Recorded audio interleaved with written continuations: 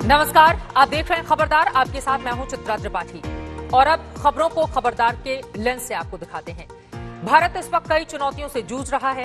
एक ओर कोरोना के मामले लगातार बढ़ते जा रहे हैं, तो वहीं दूसरी ओर सीमाओं की रक्षा का प्रण है। बड़ी खबर यह है, सीमाओं की सुरक्षा के संकल्प के बीच आज भारत का विजयोत्सव है। करगिल जीत के आज 21 साल हो गए। करगिल पर देश के रणबांकुरों को देश ने आज याद किया। आज प्रधानमंत्री नरेंद्र मोदी ने अपने मन की बात रेडियो कार्यक्रम में एक बड़ी बात कही। उन्होंने कहा कि दुष्ट का स्वभाव ही होता है हर किसी से बिना वजह दुश्मनी लेना, लेकिन हम कह रहे हैं कि दुश्मन खबरदार रहे, क्योंकि दुष्टों को भारत के वीर सबक सिखाना जानते हैं।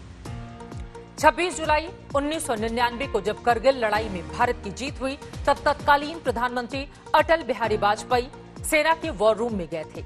वहां उन्होंने क्या कहा था, यह हम आपको थोड़ी ही देर में बताने वाले हैं। वह स्पेशल रिपोर्ट कश्मीर के आतंक पर हमारे पास आज एक स्पेशल रिपोर्ट है, जिसमें हम आपको बताने वाले हैं कि आतंक के रंगरूटों की अब उम्र कितनी होती है। साथ ही 370 हटने के 1 साल होने वाले हैं। इसके हटने से आतंक का कांटा किस तरह से साफ हुआ है, इस पर भी हम आपको रिपोर्ट दिखाने जा रहे हैं। वहीं बड़ी खबर राजस्थान से, जहां का सियासी संकट जस का तस बना हुआ है, लेकिन अब कांग्रेस ने राजस्थान की लड़ाई को लोकतंत्र बचाव का नाम दे दिया है। राज्यपाल कलराज मिश्र के खिलाफ कांग्रेस आक्रामक है। कांग्रेस ने लोकतंत्र बचाने के नाम पर देश भर में राजभवनों को घेरने की रणनीति बना ली है। वहीं बड़ी खबर यह भी है, अनलॉक 3 1 अगस्त से लागू होगा, लेकिन क्या अनलॉक 3 में सिनेमा हॉल खुलेंगे? सूचना प्रसारण मंत्रालय ने इस विषय में गृह मंत्रालय को एक प्रस्ताव भेजा है। अब फैसला गृह मंत्रालय को करना है। वहीं अहम खबर आज की ये भी है, कोरोना से दुनिया जूझ रही है और जानना चाह रही है कि ये फैला कैसे। इस बीच ये सवाल उठ गया है कि क्या वुहान में जानबूझकर बाढ़ जैसे हालात पैदा किए जा रहे हैं ताकि कोरोना फैलाने के सबूत को मिटाया जा सके। करगिल के अपने योद्धाओं को पूरा देश श्रद्धांजलि दे रहा है और करगिल विजय दिवस मना रहा है, मगर यहां यह जानना जरूरी है कि करगिल का युद्ध कब और कैसे हुआ।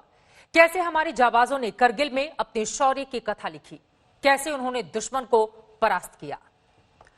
3 मई 1999 को एक चरवाहे ने सूचना दी कि पाकिस्तानी सेना ने करगिल में घुसपैठ कर कब्जा जमा लिया है। 5 मई 1999 को पेट्रोलिंग करने गई टीम को पाकिस्तानी सेना ने बंधक बना लिया और 5 सैनिकों की हत्या कर दी। 10 मई 1999 को पहली बार लद्दाख के द्रास, काकसार और मुश्को सेक्टर में पाकिस्तानी घुसपैठियों को देखा गया। 26 मई 1999 को भारतीय वायुसेना को कार्रवाई के लिए आदेश दिया गया। 27 मई 1999 को पाकिस्तान ने फ्लाइट लेफ्टिनेंट नचिकेता को बंदी बना लिया। 6 जून 1999 को भारतीय सेना ने पूरी ताकत से जवाबी कार्रवाई शुरू कर दी। 9 जून 1999 को बाल्टिक क्षेत्र की 2 अग्रिम चौकियों पर भारतीय सेना ने फिर से कब्जा जमा लिया। 13 जून 1999 को भारतीय सेना ने द्रास सेक्टर में तोलिंग पर कब्जा कर लिया, जबकि 29 जून 1999 को भारतीय सेना ने टाइगर हिल के नजदीक .5060 और .5100 चौकी पर फिर से अपना कब्जा जमा लिया। 2 जुलाई 1999 को भारतीय सेना ने करगिल पर 3 तरफ से हमला बोल दिया। 2 दिन के बाद 4 जुलाई 1999 को भारतीय सेना ने टाइगर हिल पर फिर से अपना कब्जा जमाया, जबकि 5 जुलाई 1999 को भारतीय सेना ने द्रास सेक्टर पर फिर से कब्जा किया। उसके बाद 7 जुलाई भारतीय सेना ने बटालिक में जुबर हिल पर कब्जा कर लिया। 11 जुलाई 1999 को पाकिस्तानी सैनिकों ने बटालिक से भागना शुरू कर दिया। उसके बाद 14 जुलाई को तत्कालीन प्रधानमंत्री अटल बिहारी वाजपेयी ने करगिल युद्ध में जीत की घोषणा की। 26 जुलाई 1999 को आधिकारिक तौर पर विजय दिवस मनाया गया था। इस युद्ध में भारत की ओर से 522 से ज्यादा जवान शहीद हुए। करगिल युद्ध में 1300 से ज्यादा सैनिक घायल हुए थे। करगिल का युद्ध एक ऐसा युद्ध था जिसे हमारे रणबांकुरों ने विपरीत परिस्थितियों में जीता था। इसीलिए आज पूरा देश उन जवानों को याद कर रहा है, उन्हें सलामी दे रहा है, उन्हें नमन कर रहा है। भारतीय सेना ने करगिल में अदम्य साहस, वीरता का परिचय दिया था और पाकिस्तान के छक्के छुड़ाए थे। ये एक ऐसा लम्हा था जो हर हिंदुस्तानी को गर्व से भर देगा। आज करगिल दिवस के 21 बरस पूरे होने पर सेना ने करगिल वॉर पर 2 मिनट 8 सेकंड की एक फिल्म रिलीज की है। इस फिल्म में दिखाया गया है कि करगिल की पहाड़ी पर हमारी सेना ने कैसा पराक्रम दिखाया था। वो तस्वीरें आपके सामने हम रखते हैं। भारतीय सेना की ओर से हमारे सैनिकों के रणबांकुरों के अदम्य साहस का परिचय देते हुए जब चोटी पर फहराया था तिरंगा, तब का ये वीडियो भारतीय सेना की ओर से जो जारी किया गया है वो हम आपको दिखा रहे हैं। करगिल विजय दिवस के 21 बरस आज पूरे हो गए, जिस पर सेना की ओर से 2 मिनट 8 सेकंड की ये फिल्म रिलीज की गई है। इस फिल्म में दिखाया गया है कि करगिल की पहाड़ी पर हमारी सेना ने कैसे अपने शौर्य का परिचय दिया था, पराक्रम दिखाया था, हिंदुस्तान को, देश को नाच करने का, गर्व करने का, फख्र करने का मौका दिया था। दुश्मनों के दांत खट्टे करने की ये तस्वीरें, ये वीडियो अपने आप में बताती हैं कि जब तक देश की सरहद पर हमारे रणबांकुरे जवान मुस्तैद हैं, तैनात हैं, तब तक हिंदुस्तान का कोई बाल बांका भी नहीं कर सकता और पाकिस्तान को इसमें मुंह की खानी पड़ेगी।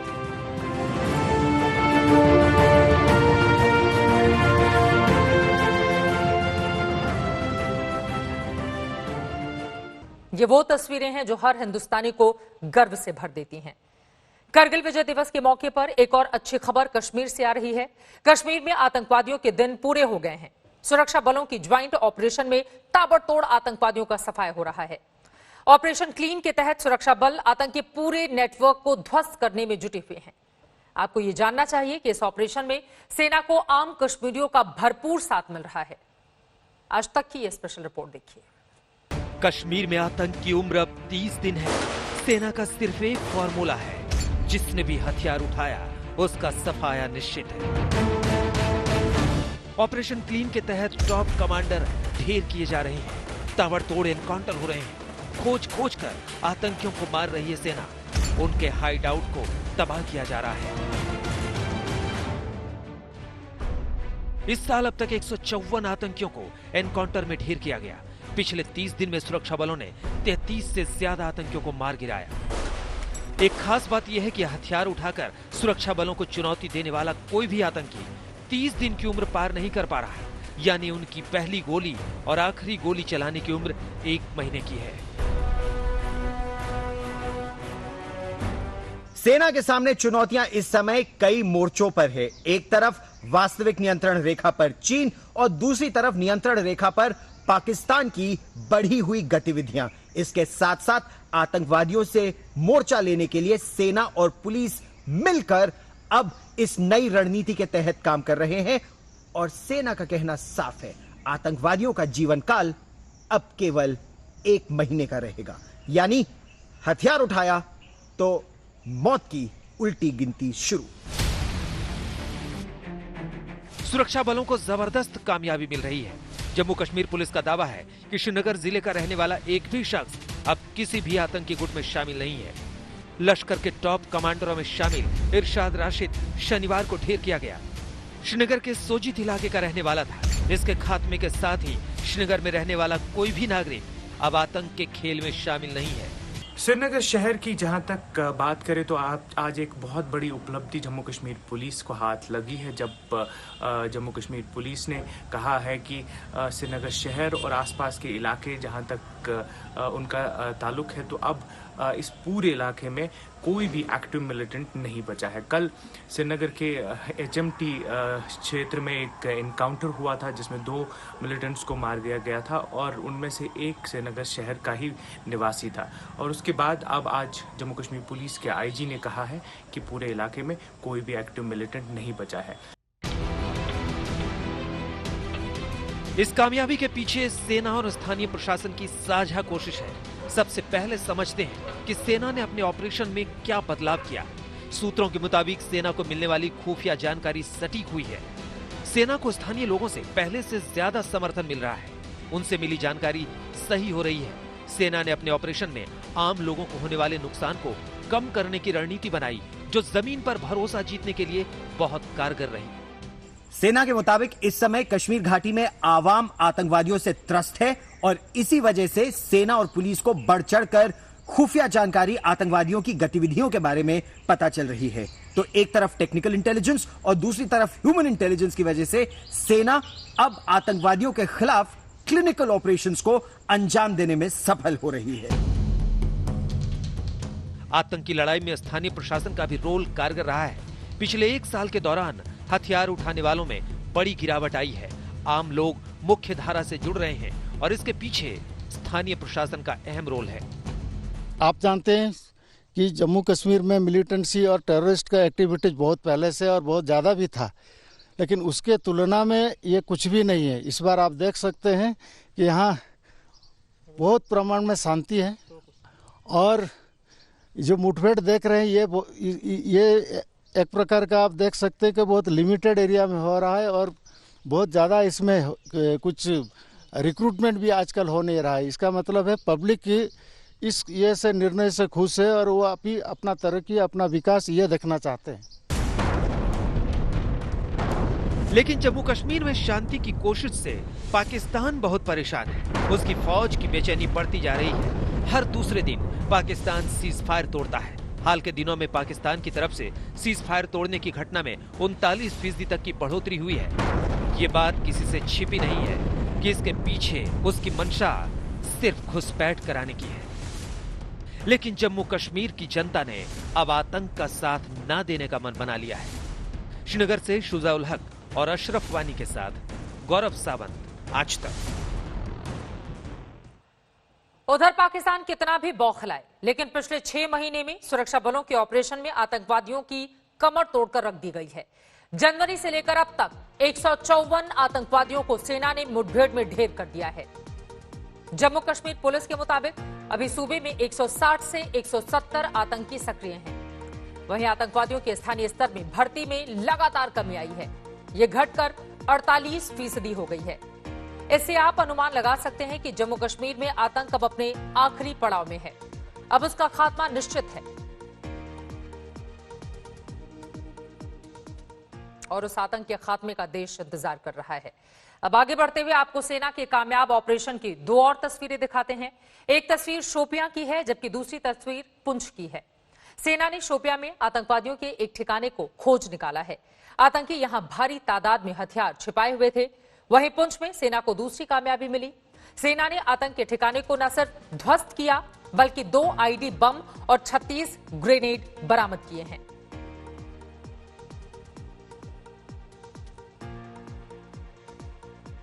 जम्मू कश्मीर में आतंक पर चोट करती हुई ये तस्वीरें आपके सामने हैं। 2 हाइडआउट तबाह किए गए। सेना को ये बड़ी कामयाबी मिली है और इस तरह से चुन चुनकर लगातार कोशिशें हमारे सैनिकों की, सेना की जारी है कि जम्मू और कश्मीर को पूरी तरह से आतंक से मुक्त किया जाए।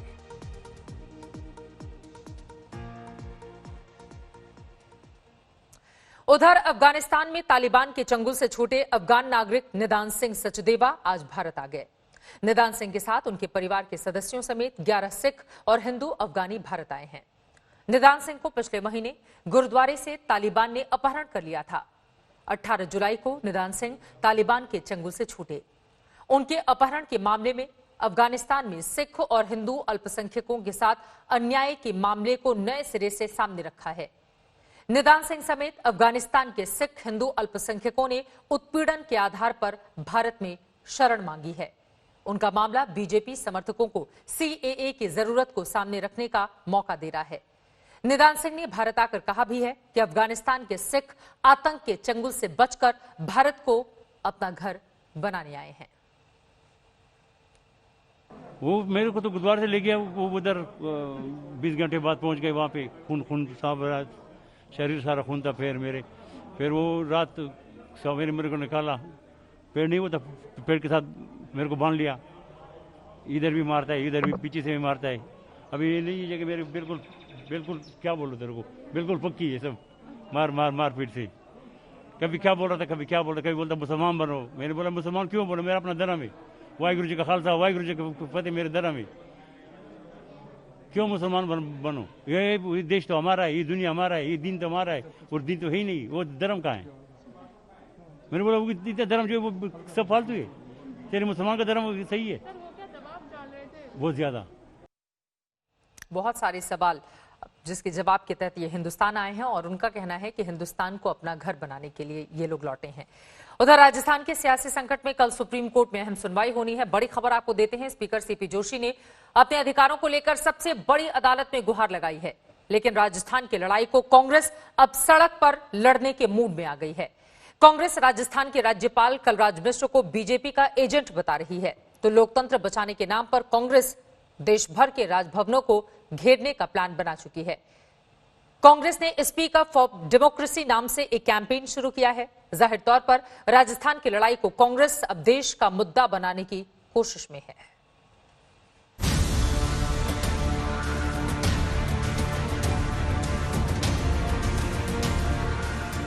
राजस्थान की नई लड़ाई, राजभवन पर करो चढ़ाई, ये हम नहीं कह रहे, ये कांग्रेस के नेता खुद ब खुद कह दे रहे हैं।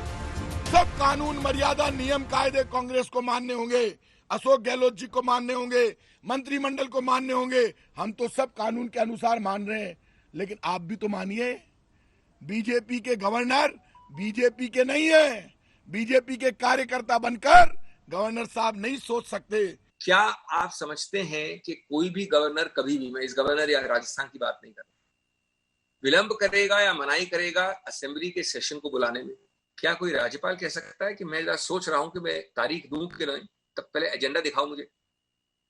क्या राज्यपाल का अधिकार क्षेत्र है एजेंडा, जो कि असेंबली के अंदर विचार विमर्श होगा जिसका? नहीं चलेगी, नहीं चलेगी, नहीं चलेगी, नहीं चलेगी। विधानसभा सत्र बुलाने की मांग के नाम पर कांग्रेस ने 24 जुलाई को ही राज्यपाल कलराज मिश्र के खिलाफ मोर्चा खोल दिया था। कांग्रेस ने राजभवन के खिलाफ तेवर 24 जुलाई को राजस्थान हाईकोर्ट के फैसले के बाद दिखाया। हाईकोर्ट ने फैसले में सचिन पायलट गुट पर कार्रवाई से स्पीकर को रोका है। वैसे तो राजस्थान के संग्राम में सोमवार को सुप्रीम कोर्ट का रुख आगे की लड़ाई की दिशा तय करेगा, लेकिन कांग्रेस ने लोकतंत्र बचाने के नाम पर रणनीति बुन ली है। कांग्रेस सोमवार को देश भर में राजभवनों को घेर सकती है। ये प्रदर्शन ठीक उसी तर्ज पर हो सकता है जैसे जयपुर में हुआ था।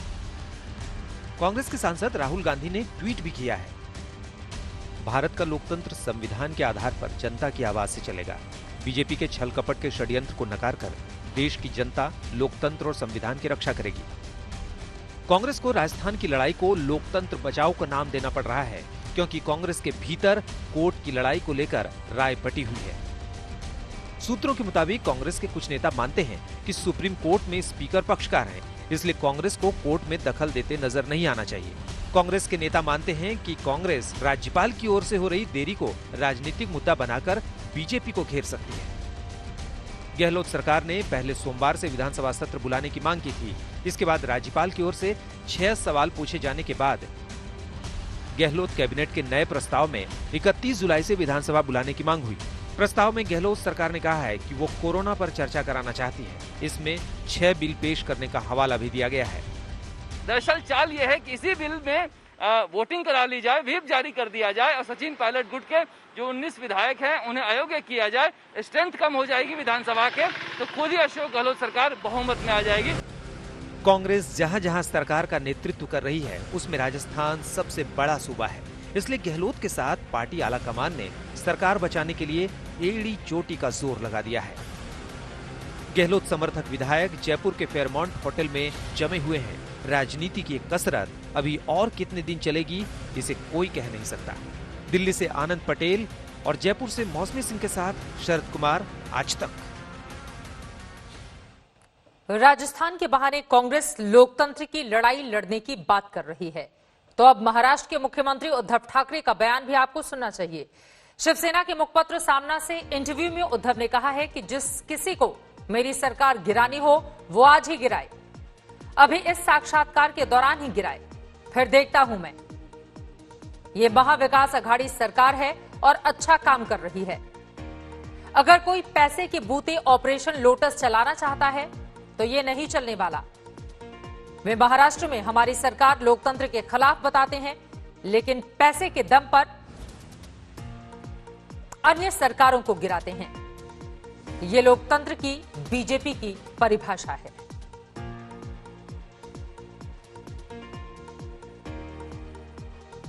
इस तरह से उद्धव ठाकरे ने निशाना साधा है बीजेपी पर। आगे बढ़ते हुए बात अब कोरोना की हम करेंगे। देश में कोरोना का संक्रमण तेजी से फैलता जा रहा है, मगर इस संक्रमण के बीच देश खुद को ढाल भी रहा है। इसीलिए इस कोरोना काल में भी अब अनलॉक 3 की तैयारियां चल रही हैं। माना जा रहा है कि अनलॉक 3 में शर्तों के साथ सिनेमा हॉल और जिम खोले जा सकते हैं।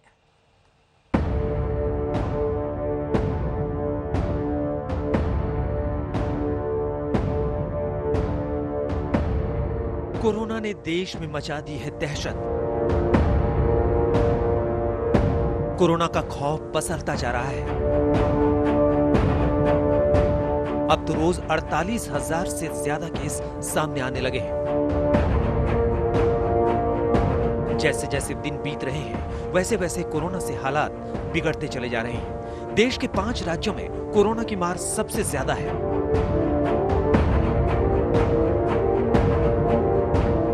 देश में कोरोना संक्रमितों का आंकड़ा 13,85,000 के पार चला गया है। लेकिन अच्छी बात यह है कि कोरोना की लड़ाई देश पूरे एहतियात के साथ लड़ रहा है। पिछले कुछ महीनों से पूरे देश ने एकजुट होकर जिस तरह कोरोना से मुकाबला किया है, उसने अनेक आशंकाओं को गलत साबित कर दिया है। आज हमारे देश में रिकवरी रेट अन्य देशों के मुकाबले बेहतर है। साथ ही हमारे देश में कोरोना से मृत्यु दर भी दुनिया के ज्यादातर देशों से काफी कम है। कोरोना ने यूं तो देश में डर का माहौल बना दिया है, लेकिन इस कोरोना काल में भी धीरे धीरे स्थितियों को सुधारने की कवायद शुरू हो गई है। अब चर्चा चल निकली है कि कोरोना की मार के बीच अनलॉक 3 होने वाला है। सूचना प्रसारण मंत्रालय ने इस विषय में गृह मंत्रालय को एक प्रस्ताव भेजा है, जिसमें कई बातें कही गई हैं। 1 अगस्त से अनलॉक 3 शुरू हो रहा है। 1 अगस्त से सिनेमा हॉल खुल सकते हैं। सोशल डिस्टेंसिंग के साथ सिनेमा हॉल खोले जाएंगे। सिनेमा हॉल मालिक 50% दर्शकों के साथ हॉल खोलना चाहते हैं, जबकि सूचना प्रसारण मंत्रालय चाहता है कि 25% दर्शकों के साथ ही सिनेमा हॉल खोले जाएं। सिनेमा हॉल में 2 गज की दूरी और जरूरी एहतियात बरते जाएं। अनलॉक 3 में जिम भी खोले जा सकते हैं। जिम मालिक बहुत दिन से जिम खोलने के लिए प्रदर्शन कर रहे हैं। सूत्रों की माने तो अभी स्कूल और मेट्रो को खोलने पर विचार नहीं किया गया है। वहीं राज्यों के लिए भी अनलॉक 3 में कुछ और ढील दी जा सकती है। आपको बता दें कि कोरोना के बढ़ते संक्रमण को रोकने के लिए मार्च महीने में पूरे देश में लॉकडाउन लगाया गया था, जो जून महीने तक चला। 30 जून को अनलॉक 3 के तहत कोरोना संक्रमण के कारण लगाए गए लॉकडाउन में ढील दी गई थी, जिसमें आर्थिक प्रतिबंधों को खोला गया। उसके बाद 1 जुलाई से अनलॉक 2 शुरू हुआ, जो 31 जुलाई को खत्म होने जा रहा है। अब अनलॉक 3 में उम्मीद की जा रही है कि राहत की एक तीसरी किश्त मिलेगी।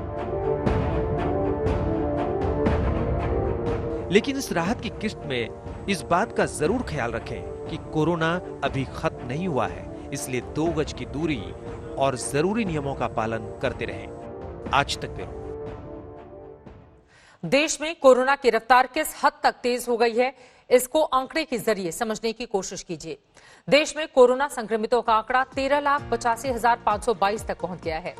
कोरोना संक्रमण से देश भर में अब तक 32,063 लोगों की मौत हो चुकी है। वहीं कोरोना संक्रमण से अब तक 8,85,577 लोग ठीक हुए हैं। बात अगर राज्यों की हो तो कोरोना संक्रमण के मामले में महाराष्ट्र सबसे आगे है। महाराष्ट्र में कोरोना से अब तक 3,75,799 लोग संक्रमित हो चुके हैं। दूसरे नंबर पर तमिलनाडु, जहां 2,13,723 कोरोना संक्रमित, जबकि तीसरे नंबर पर राजधानी दिल्ली है। कोरोना संक्रमितों का आंकड़ा यहां पर 1,30,606 तक हो गया है। चौथे नंबर पर आंध्र प्रदेश, जहां कोरोना संक्रमितों का आंकड़ा 96,298 पर पहुंच गया है। जबकि 5वें नंबर पर कर्नाटक है, जहां कोरोना संक्रमितों का आंकड़ा 90,942 तक जा पहुंचा है। इन सबके बीच खबर है कि महाराष्ट्र सरकार में मंत्री संजय बनसोडे कोरोना पॉजिटिव पाए गए हैं। संजय बनसोडे एनसीपी के नेता हैं और उद्धव सरकार में राज्य मंत्री हैं। वहीं कर्नाटक सरकार में मंत्री आनंद सिंह भी कोरोना संक्रमित हुए हैं। कर्नाटक सरकार में आनंद सिंह वन और पर्यावरण मंत्री हैं। तो अंदाजा लगाया जा सकता है कि कोरोना की रफ्तार कितनी तेज है। इसीलिए कोरोना से बचने के लिए जरूरी नियम कायदे आप हर हाल में मानते रहें।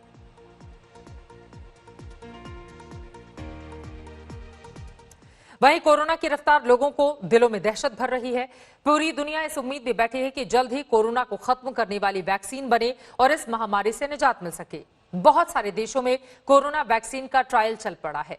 वैक्सीन बनाने में सबसे आगे अमेरिका की ऑक्सफोर्ड यूनिवर्सिटी है, मगर इस बीच वैज्ञानिकों ने कोरोना वैक्सीन को लेकर एक आशंका भी जता दी है।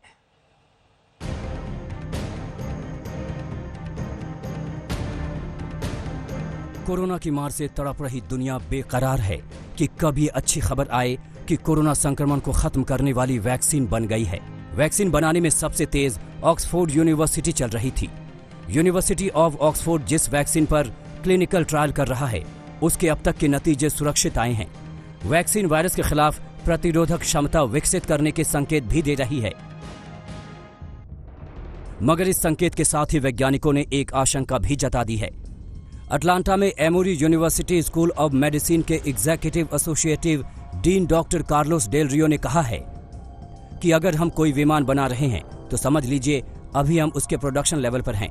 अभी सिर्फ इतना कहा जा सकता है कि ये विमान आपको सुरक्षित जमीन पर उतार सकता है, लेकिन सवाल यह है कि क्या ये मुझे यहां से पेरिस लेकर जा सकता है। डेल रियो आगे कहते हैं कि यह सामान्य नहीं है कि किसी वैक्सीन के शुरुआती चरण में अच्छे रिजल्ट देखने को मिले हों, लेकिन बाद में वो फेल हो गए। आपको बता दें कि यूनिवर्सिटी ऑफ ऑक्सफोर्ड की वैक्सीन उस वायरस की जेनेटिक इंजीनियरिंग से तैयार हुई है जिससे चिंपांजी में सामान्य जुकाम के लक्षण पैदा होते हैं। इस वायरस में इतना बदलाव हुआ है ताकि ये कोरोना वायरस की तरह दिख सके। इसका मतलब ये है कि वैक्सीन कोरोना वायरस की तरह दिखती है, जिससे इंसान का प्रतिरक्षा तंत्र यानी इम्यून सिस्टम इससे लड़ना सीख सकता है। We can see that the vaccine does induce a robust immune response in the volunteers. The vaccine really does perform in exactly the same way as we've seen with other vaccines of this type. Vaccine का trial जल्द ही कामयाब हो, वैसे हर तरफ से ये भी दुआ की जा रही है।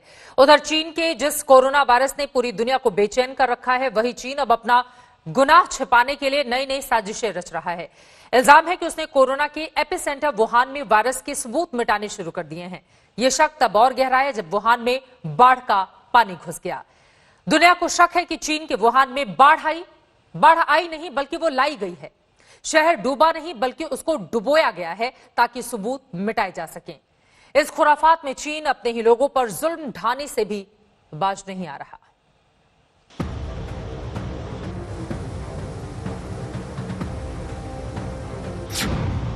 अब वुहान में आया साजिश का सैलाब। वुहान की बाढ़ के पीछे चीन का दिमाग। कोरोना के सबूत मिटाने के लिए लाया सैलाब।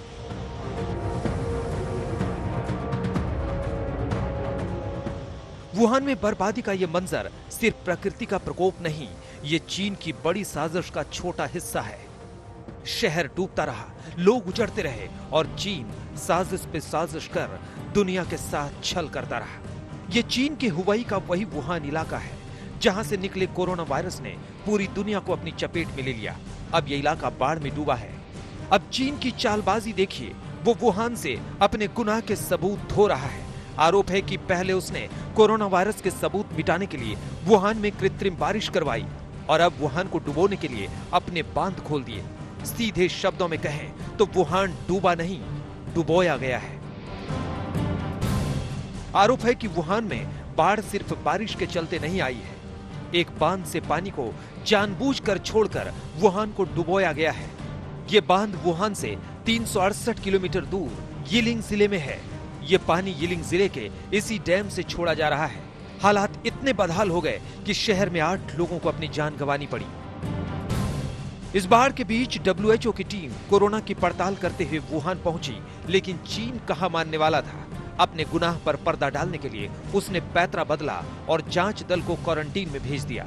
हालांकि WHO ने सधी प्रतिक्रिया देते हुए नाराजगी कुछ इस तरह जाहिर की। वैसे तो लोगों का क्वारंटीन होना और सीमाओं में रहकर काम करना एक आदर्श स्थिति नहीं है, फिर भी हम रिस्क मैनेजमेंट प्रक्रिया का सम्मान करते हैं। तो क्या चीन ने WHO टीम के वुहान शहर में आने से पहले कोरोना के सबूत मिटाने के लिए बाढ़ की साजिश रची? चीन की जेल में यातनाएं झेलने के बाद देश छोड़ने को मजबूर हुई एक्टिविस्ट जेनिफर जेंग की माने तो सच यही है। ये जानबूझकर उठाया गया कदम था। चीनी अधिकारी जानबूझकर हुबेई प्रांत के शहरों में बाढ़ ला रहे थे ताकि कोरोना महामारी में चीन की भूमिका और उससे जुड़े सबूत मिटाए जा सकें।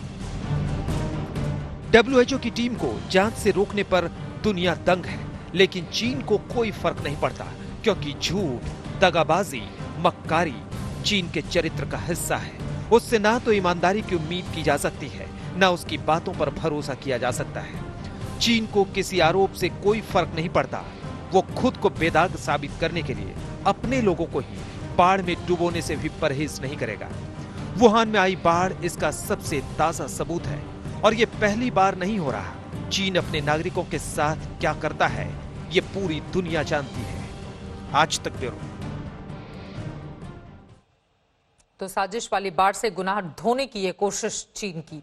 उधर असम में ब्रह्मपुत्र नदी ने प्रलयंकारी रूप ले लिया है। राज्य के ज्यादातर हिस्सों में बाढ़ जिंदगी के लिए आफत बन गई है। हाल बद से बदतर हो चुके हैं। अब तक 24 लाख की आबादी इससे प्रभावित है। अब तक 123 लोगों की जान गई है। कई इलाकों में पानी ठहरने से लोगों के सामने बीमारी का भी खतरा बढ़ता जा रहा है।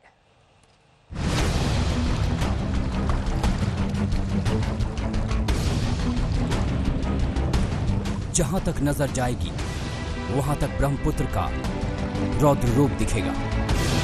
ब्रह्मपुत्र के किनारे बसे न जाने कितने गांव पानी में समा गए।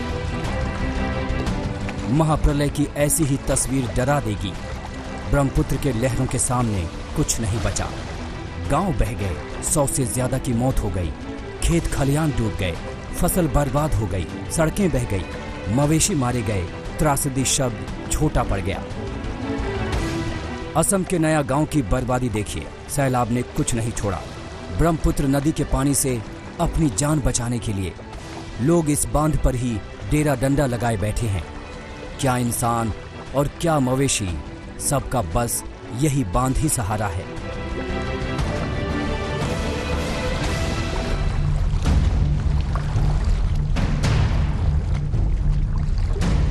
असम के बोका घाट में तबाही वाला दृश्य भी कुछ अलग नहीं है।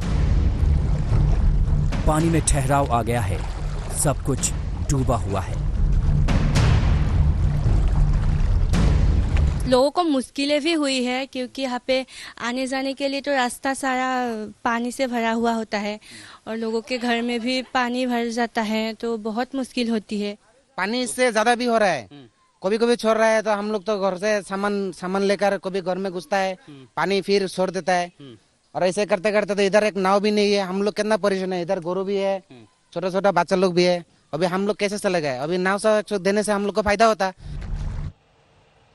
तो आज खबरदार में दिन की हर बड़ी खबर हमने आप तक पहुंचाई। इसके अलावा एक बार फिर से आपको बता दें, कोरोना का संक्रमण लगातार बढ़ता जा रहा है। 13 लाख से ज्यादा संक्रमित कुल आंकड़े अब तक हो चुके हैं, जिसने देश को परेशान कर दिया है। इसी वजह से बहुत जरूरी है आप अपना, अपने परिवार का ख्याल रखें, मास्क पहनकर बाहर निकलें, इम्यूनिटी बढ़ाने वाली चीजें खाएं और साथ ही रखें अपना खास ख्याल। इसी के साथ खबरदार में आज के लिए बस इतना ही। देश और दुनिया की बाकी खबरों के लिए आप देखते रहिए आज तक।